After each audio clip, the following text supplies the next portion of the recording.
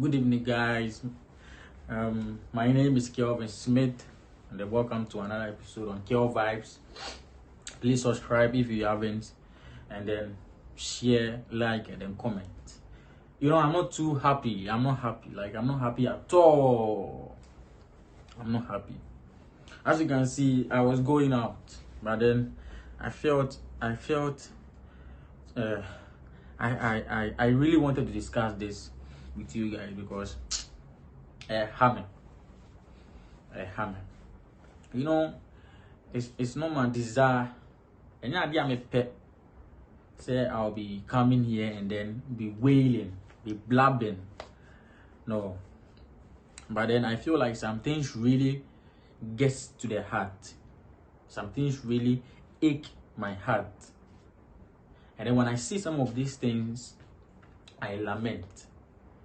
Deep down, I really do lament. I really do. Yeah, and then, most of the times, I don't get surprised. No, I don't get surprised. Humans were not created to govern affairs of humanity. No. So some of these things that are happening here, I'm not too surprised because we are governed by humans, and then some of these things are bound to happen. So sometimes I'm not too surprised, but then I'm human. So when I see some of these things, I have to talk about them. That doesn't mean I'm wailing. That doesn't mean I'm complaining. No. Yeah. So why am I saying all this? So I was on the internet and then I saw something. There's this article on Star FM that that says or said gives a report on somebody's wife who died in an ambulance. The person's wife died in an ambulance because the husband was unable to fuel the ambulance car.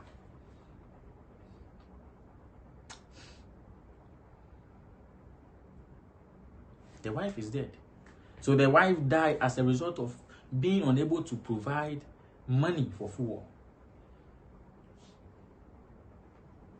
Ambulance car, working in the hospitals, taking women in labor to go and deliver, short of fuel.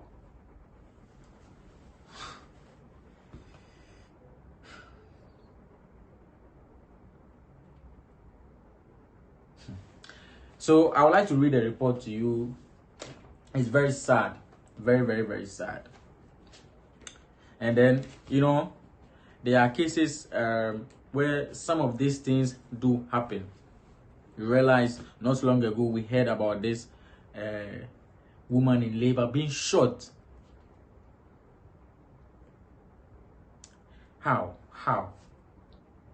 So there's a report on the article which I read from here. So it says a 31-year-old woman, Augustina Awoche, has lost her life in an ambulance after undergoing a cesarean section at the Holy Child Catholic Hospital in Fiji after her husband's inability to fuel the ambulance at the hospital to transport her to the Kolebu Teaching Hospital in Accra.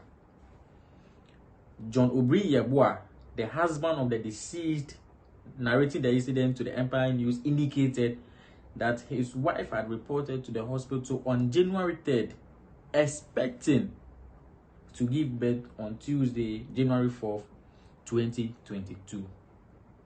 He said after leaving his wife in the care of her sister at the hospital, he left for his house at Shama Junction. According to Mr. Obri Yeboah, which is the husband, he says, I was there when the sister called that my wife's situation had become critical and they were preparing to transfer her to Korle Bu. So I was surprised. A few minutes later, I received a call. I think it was the ambulance service team asking where I was, and I told them I was at Shama Junction, which they asked me to wait and then later picked me. He said after joining the ambulance route to Korle Bu, upon reaching Asoko Esaman, they asked for 600 cedis to fuel, and I told them I don't have such an amount on me. He said he suggested to the ambulance team to cater for the refueling of the vehicle and later add the cost to the medical bill. He said the team refused and had to stop the ambulance for a while at Asoko Esaman, but he later managed to provide them 50 cedis, which they used to purchase fuel. However, instead of continuing the journey to Korle Bu, they returned to the hospital at Fijai.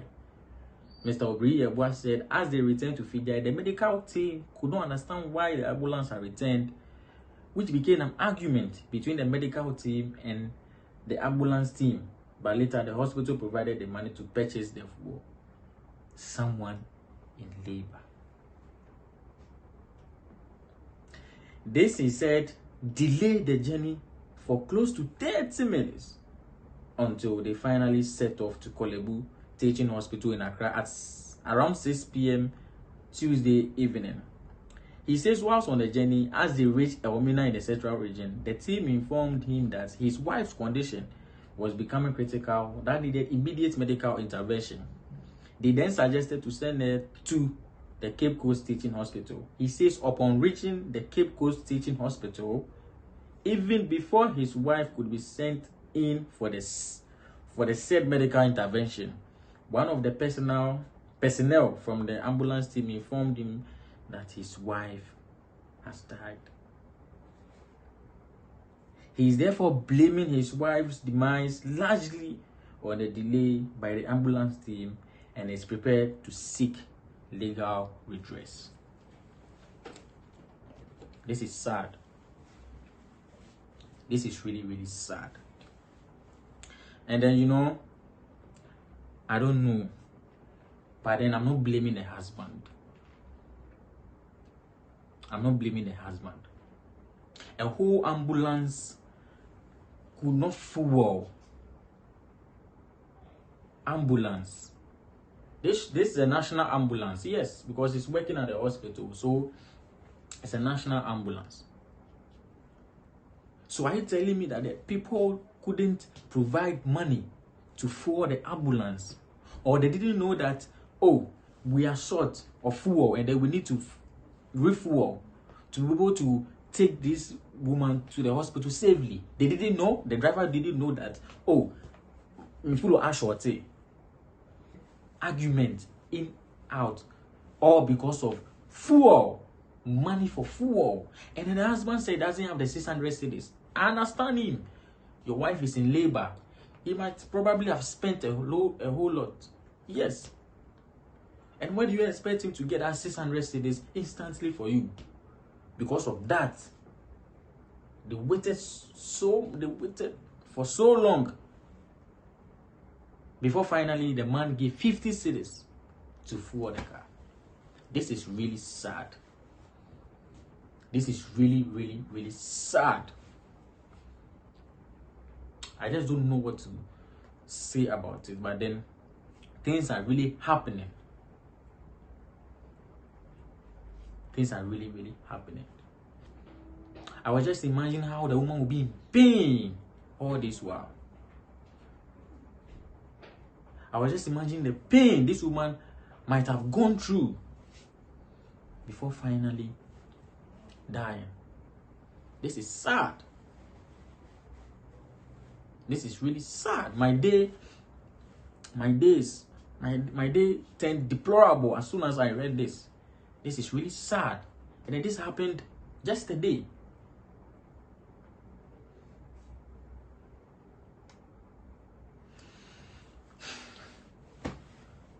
Well, we just hope things get better. Yeah. And then, as Jesus Christ said, we pray that God's kingdom comes, because Charlie,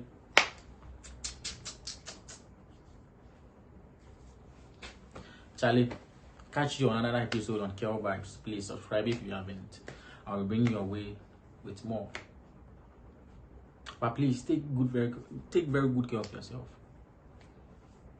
I feel like we should take very good care of ourselves rather than depending on anything human. Or take very good care of yourself, because humanity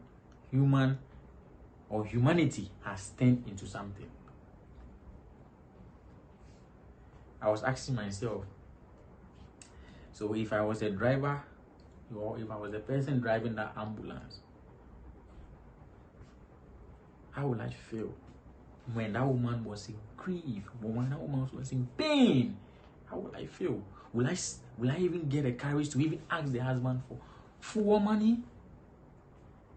And then, if I respect life as a driver, if I respect life, wouldn't I be diplomatic and discreet enough to fill the tank at the first place before even picking the woman to deliver?